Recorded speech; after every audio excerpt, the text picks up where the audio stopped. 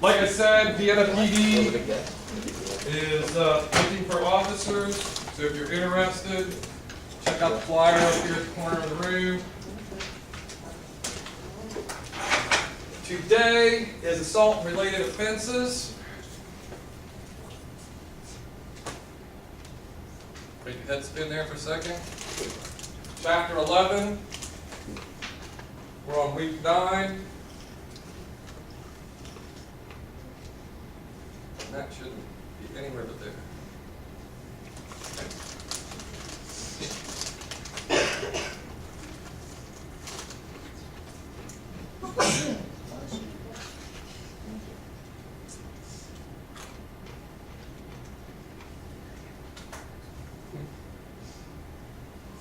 What's I going to tell you? How did everybody think they did on the midterm? We saw our grades. Right?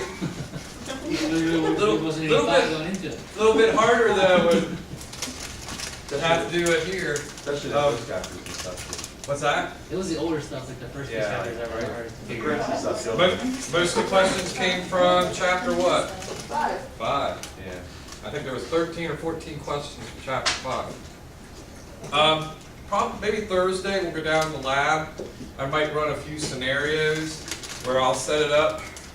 There's an apartment there, and somebody will be the officer. I'll kind of be like the narrator, and I'll tell you this is your setup, this is what's happening, and I'll have some extras maybe in the apartment.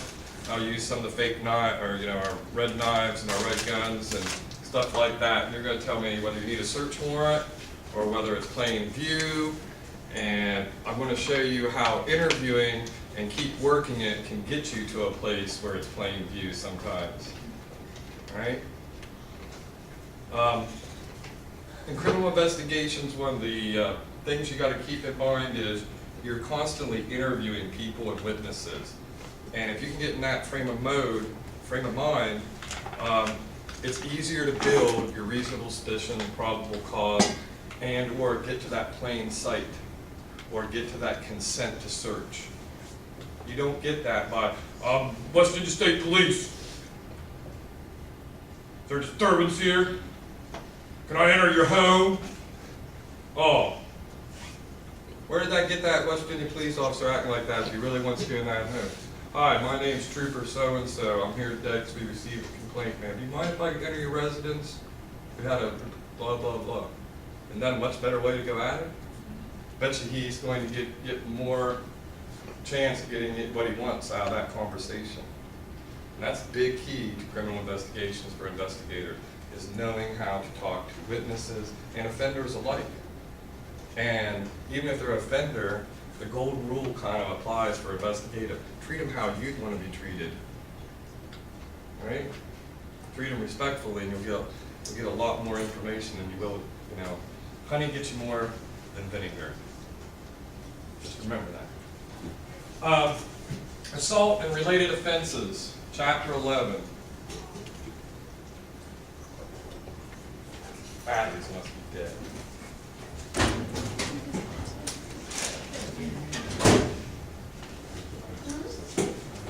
Assault can go hand in hand with murder. Sometimes attempted murder is reduced to aggravated assault. What do we usually do as officers, though? We usually charge for the highest crime. Why? Carries the most time. Carries most time, but there's really another reason. If it gets reduced, it gives the prosecutor leverage. You always want to charge for the highest crime. After that, you as the officer, you're going to charge them with the highest crime you can, but it's going to go to the prosecutor's office. It might get reduced, or it might get all combined into one, but you always charge them with the highest crime. The patterns associated with assault are also similar to that of homicides. Most victims of assault know their attacker. I've told you before, I believe in this class, that's why serial killers really scare police officers. If I brought my rifle to school today and then went sent from a sniper position on 77, because I know some places between here and the river up here, because I drive it every day, there's some sniper spots there, and if I sat there and pulled off that road and nobody knew my car, they didn't see my car, it'd be very easy for me to sniper somebody, get back in my car, and nobody would ever figure out who the hell shot that person in the red sedan, right? Who did it? No cameras out there. Maybe a neighbor saw me get off interstate, get down the dirt road, and park along the road, and not see my car there, and I got a license plate. Now, that might be one way I get caught. But other than that, it's pretty hard. Most murders or assaults are between people that know each other, and there's a reason. And it's going to come, it's always love or money. And you'll say, what about drugs? That's money. That's love. Right? And when I say love, love is broad. That can be two brothers fighting. Right? That can be two guys fighting over the same girl. That can be two girls fighting over the same guy. But it's still love. Right? The motive there that's causing is love or it's money. Right? Like push button, push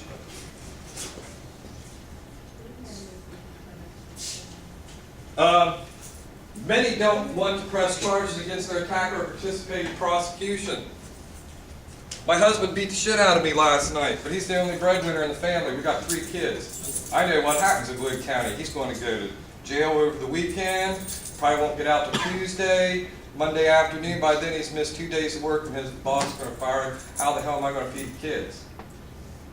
I don't have no relatives around here. I moved here from Virginia. All my family's down there. I don't even have a damn car. I can't get down there. Am I going to call the West Virginia State Police, come pick up my husband and take him to jail? A lot of people aren't. A lot of ladies won't.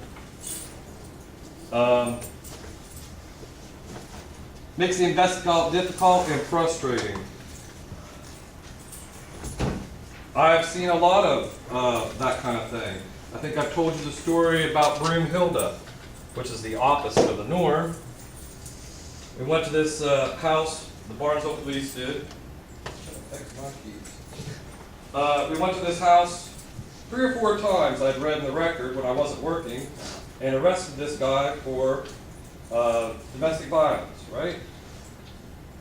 And so one night I was out riding around on patrol. Had a rookie with me, just got out of the academy and he's riding.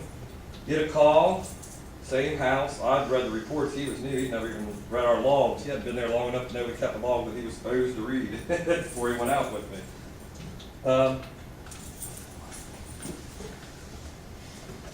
Anyway, I know that this house had the male had been arrested 3 times before for domestic violence in the last probably 3 months, 4 months. So when I went there, instead of beating on the door as soon as I got there, Barnesville Police Department opened up or anything like that, I stood on the porch by the window and looked through the window. Well, my other officer, I'm holding him back. He's like, "Well, if you don't do it, she's probably getting killed in there." I'm like, "No, I can see in the window." She's chasing him around with a large glass ice tray, one of the big ones. You know, them heavy, like, thick ones, right? And she wings it at him. And then she runs back into the kitchen, because there's like a front living room, there's a doorway to the dining room, and then there's a kitchen beyond that. It's kind of like a shotgun apartment, because it's a duplex. And she goes back to the kitchen, she's holding a big old, comes back out, butcher knife, and screaming at him. I'm like, uh-huh. Go ahead and knock on the door. Okay. He's knocking on the door. He couldn't see anything, right? And she comes to the door. And I'm watching through the window, right? She don't see me there. She runs to the, puts the butcher knife down, runs to the window, or to the door, answers the door, blah, blah. Oh, started her. He did this. Oh, okay, ma'am. Can you step out here, my other officer, you know? And I'm holding the, and I knew, she knew it too. I'm holding my binder, my little steel binder, right? My ticket book. And she knows that's TPO on there. Right? She signed it 3 times before. Temporary protection order means he's going to go to jail till he don't get out of jail until he sees a judge. So she comes out right to me. She knows she's never seen him before. She knows I have my clipboard, so she knows I got TPO. And I'm like, "Oh, ma'am, I need you to talk to this officer here." And she keeps looking at that. So I said, "You hold that." And I said, "Yeah, it depends on you." He's like, "No, come on, here's something." I'm like, "Nope." because I didn't want him to let her sign up, you know. So anyway, I handed my clipboard. He didn't have a pen, so I go into the house and I talked to the other guy. And I said, I need you to sign TPO. In fact, I went back and got my clipboard, and I had my pen and I had him sign it. Well, he stood there for like 5 minutes. I had to like kind of convince him to sign it, right? And I could have signed it myself because I watched through the window. But I had him sign it. He signed it. We took her to jail. Well, then all shit broke loose. When we took her to the station, I wrote up my report, she had to use the bathroom. So we took her down to the bathroom, looked in the bathroom, I took some soap out of there, you know. And our bathroom door opens up against a concrete wall, right? Well, I didn't look in that jam down there, but anyway, she was in there like 5, 10 minutes, and we was like, come on, we gotta take you to the county jail, let's go. And she started, and we had to kick in the door, she had drank some toilet cleaner. And so we rushed her to the hospital, she got her stomach pumped, the doctor said she didn't drink any, it swished around in her mouth. They could tell because they pumped her stomach, there was nothing in the charcoal, which she should have had, you know, some stuff in the charcoal plus blood, drain out cleaner. So when we went to take her to jail, she ended up trying to tear up my car, blah, blah. We never had a problem again after she went to jail. In fact, the county jail, they were laughing at me because I requested officers meet me at the door, and this was at our old county jail. So they sent out 6 big officers, they looked in there and laughed at me, what'd you do to this poor little old lady, because we had a hog tie her, right? We had a hog tie her. And they carried her out and they laughed and they went to county jail. And before I made it back to Barnesville from St. Clairsville, my dispatcher called me and said, hey, can you public service me? And so I got on my bag phone, we had bag phones then, you know? Got on my bag phone, I was like, what's going on? She said, hey, she just tore up the booking room. There was blood everywhere. She got an officer good, you know. That's the way it goes. He didn't want to sign the TPO. You will find that in a lot of situations where family is involved, that they don't want to get the police involved. And that makes your job a lot more difficult. According to the FBI in 2013, there were an estimated 724,145 aggravated assaults in the nation. This figure shows a decline since 2004. The most aggravated assaults are committed with the suspect's hands.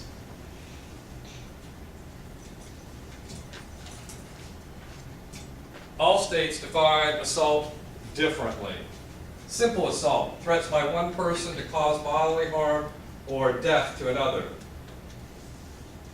Evidence must show specific intent to commit bodily injury. Words or actions may demonstrate intent. So there's your simple assault. Pretty broad, too.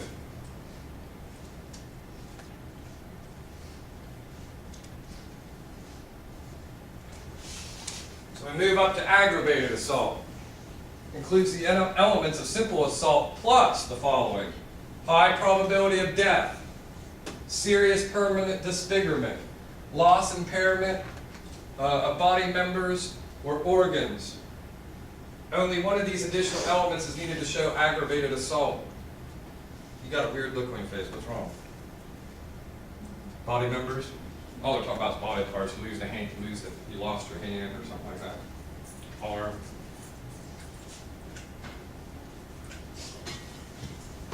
Persons may defend themselves and their property, and it is not necessary for the victim to wait until they have been physically assaulted. Self-defense. A threat must be present. If there is a means to retreat or escape, the victim must do so. Some states call this stand your ground, right? There's a debate on, I think Florida is one of the stand your ground, because you don't have to retreat first.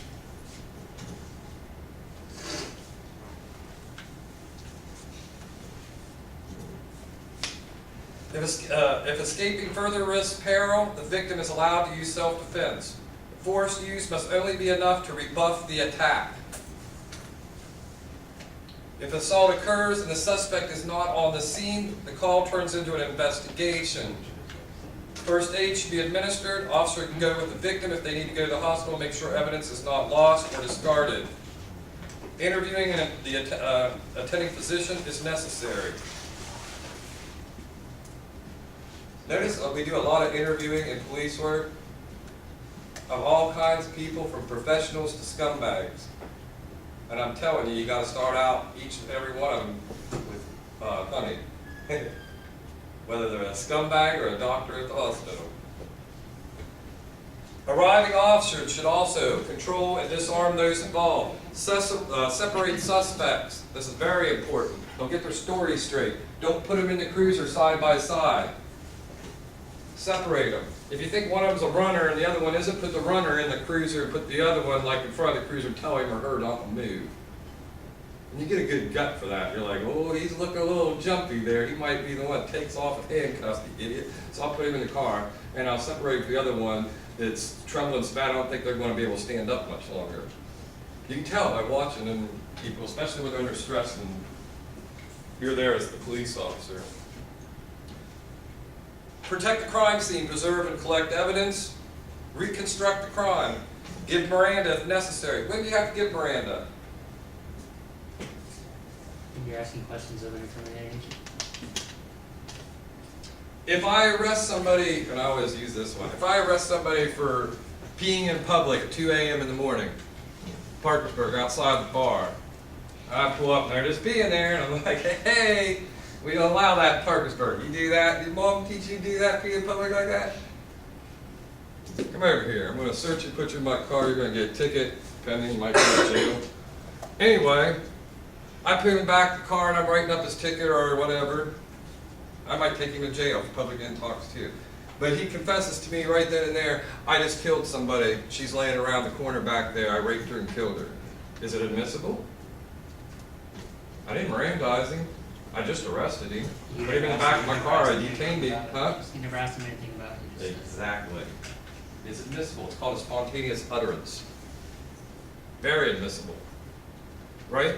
But if I pulled up there and caught him peeing and stuff, put him back in the car, and I'm like, holy shit, there's a dead woman over here. She looks like she's been raped, her panties tore off. Did you do that?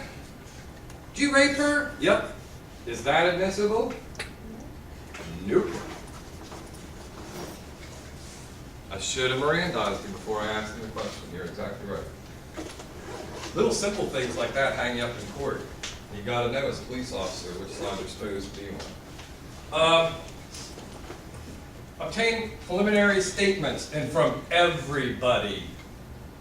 Everybody. Don't let anybody leave you positive help. There'll be that one witness that walks away that was furthest back that seen the whole thing from getting to start. Maybe. So don't let anybody get away. At the most, at least get contact information from them. And usually the best way to do is you ask them for that and just be like, hey, you're just a witness, but can I see your driver's license? I'm just going to write down your information so I can get a hold of you later. Well, the reason I asked for the driver's license is because she can say, I'm Jane Schmo. Oh, Jane Schmo, what's your telephone number? Right there. And next day when she's like, you need an interview, we got to find out what it is. Oh, Jane Schmo, I'll interview her. This number is an invalid number. Please try.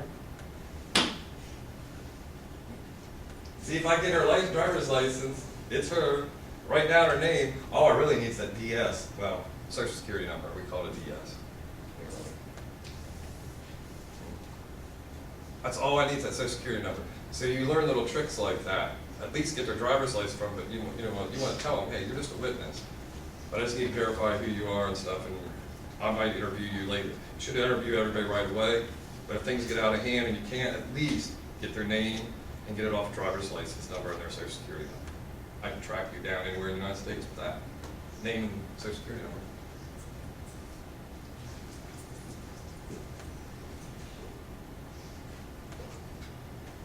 Determine if the assault is a simple or aggravated one. An investigator must examine the entire circumstances, actions, and statements. Right? Descriptive notes and photographs of the injury should be taken. Bruises may develop several hours or days later, and additional photographs may be needed. And photographing bruises is a tricky little thing. You probably take photography class to know how to document bruises correctly and know when to document them. A lot of times you'll have red marks, and they'll go away before the cop even pulls on the scene. But the next day, the bruises show up. So red marks and bruises on the body, because of the nature of them, how they develop, and how they go away. The red mark is indication they're going to have a bruise. But that red mark might go away 20 minutes after the fight. The cop shows up, doesn't see anymore, but the next day the bruise is there. Right? Descriptive notes and photographs. Another thing, you roll on the scene, it's already a bruise, and they say it happened 10 minutes ago. That's a red flag. I just keep going with it. I don't tell them that's bullshit. You just bullshit lying to me. That's a black and blue mark. That didn't happen 10 minutes ago. Just let him keep going. Gather more information. Wait till I bust them on that one. Because you might figure out, if you don't let them on that you know what's going on, sometimes they'll point you, you'll figure it out, because they don't think you know. That's like 2 days old. Yeah.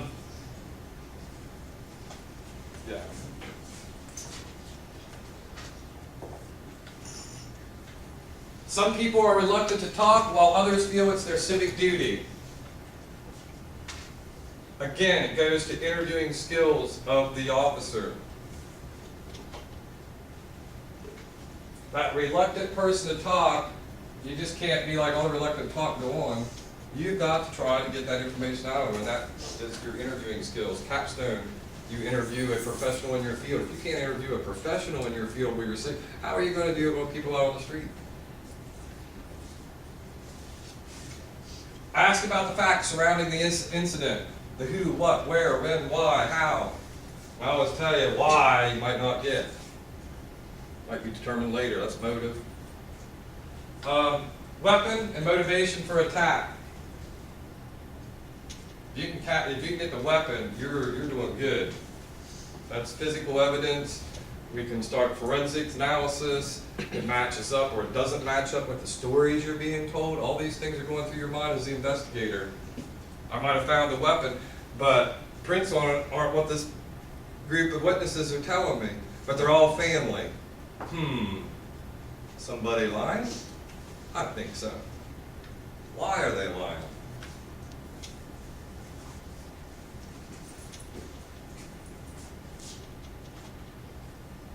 Questioning witnesses. Might need to be located. Might be afraid of suspect for a friend, which might lead to motives behind their statements. You always got to remember, people who are there that are witnesses, a lot of them are there because of the victim, or there because of the perpetrator, or both. And they have a stake in what's going on. A lot of people don't want to tell the cops shit. This was an internal dispute at the mall over drug money that wasn't paid, and here we are, some honest Joe citizen at the local restaurant. I see, if I come on, the cops show up. What's this all about? Nothing. Well, why is he all bloody and his knuckles are all bloody and his face is all, and nothing? Nope. What are you going to say? Oh, I sold a pound of marijuana 2 3 weeks ago and the son of a bitch never brought me my money? You want to get my money off of him, officer? You what?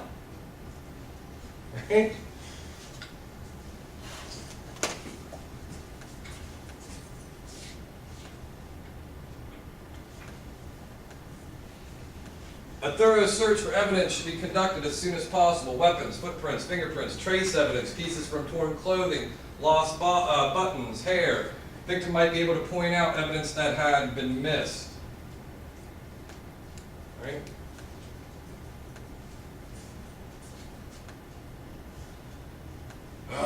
Yes, domestic disputes. Probably the worst kind of call, if you ask me, an officer. Normal calls. I mean, there's worse calls, you know, shootings in progress. But normal calls that we go on day to day is domestic violence. Domestic disputes are some of the most common emergency calls for police service. Can include disputes between same-sex partners, challenging calls for officers, and often involve the same offender or victims over and over again. I just told you my story. Right? She had been arrested 2 or 3, or he had been arrested 2 or 3 times before, and we finally arrested her. I think she should have been arrested the first 2 times, because we never had a call from them again. She learned her lesson. She wanted him out of the house, but later figured out she wanted him out of the house and she had a boyfriend.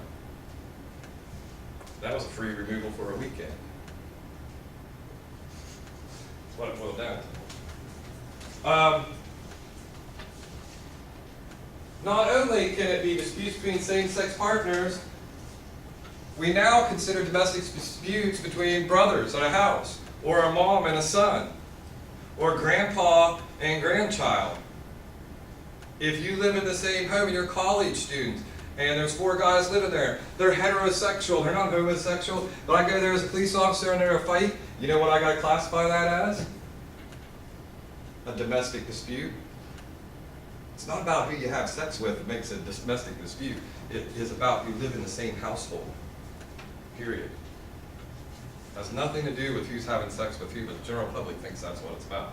Domestic disputes are defined by, if you live in that house, you could have a domestic dispute with anybody in that house. Alright? So always remember that. It could be 2 brothers having a fight. It could be a mom and a grandfather. It could be any combination of people that live in the same home, including an apartment of 4 or 5 guys that are going to WVUP that have a house out here they rent together. And they get in a fight. Still a domestic violence.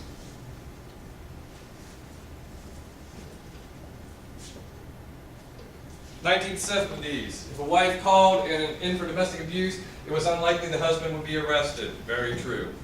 You know what they usually did? Nothing. You know what one step up from nothing was? Hey, you've been drinking tonight. You're all mad at her. You got some place you can go? You better find some place to go. You got some place to go? Home. Where's home? You mean your mom and dad's home? How far away is it? Say, right across town. Yeah, right across town. Get in the car, I'm taking you home to your mom and dad's. Don't come back here tonight till 8 in the morning. You understand? Come back 8. She calls me, I'm gonna take you to jail. That's normally what happened in the 70s. Alright? 1980s, domestic abuse legislation was established and it was treated more seriously. This is where it got to be. If she had marks on her, a little bit of blood above her eye or a red mark there, and she said, "Yeah, you hit me," you gotta go to jail. I have no other choice, buddy. You understand? You gotta see the judge Monday morning. I don't have a choice, that's the law.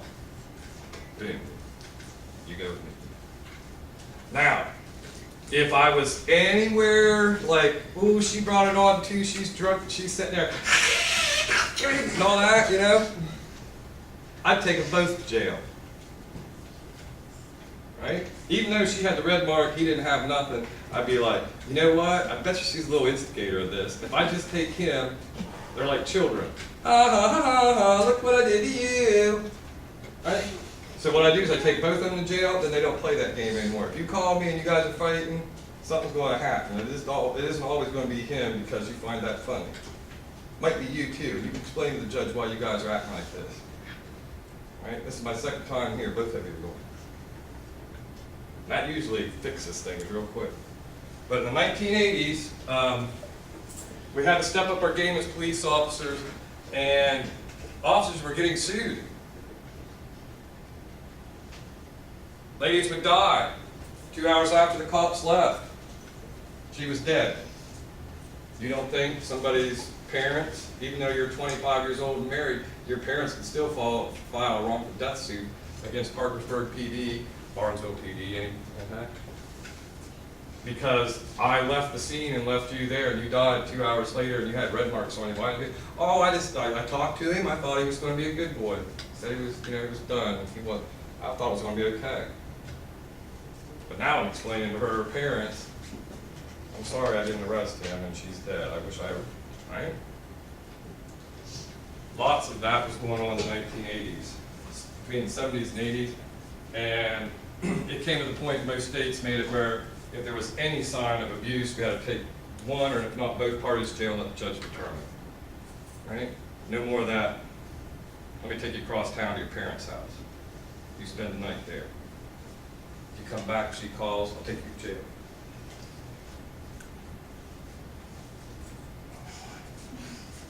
And why keep my hand?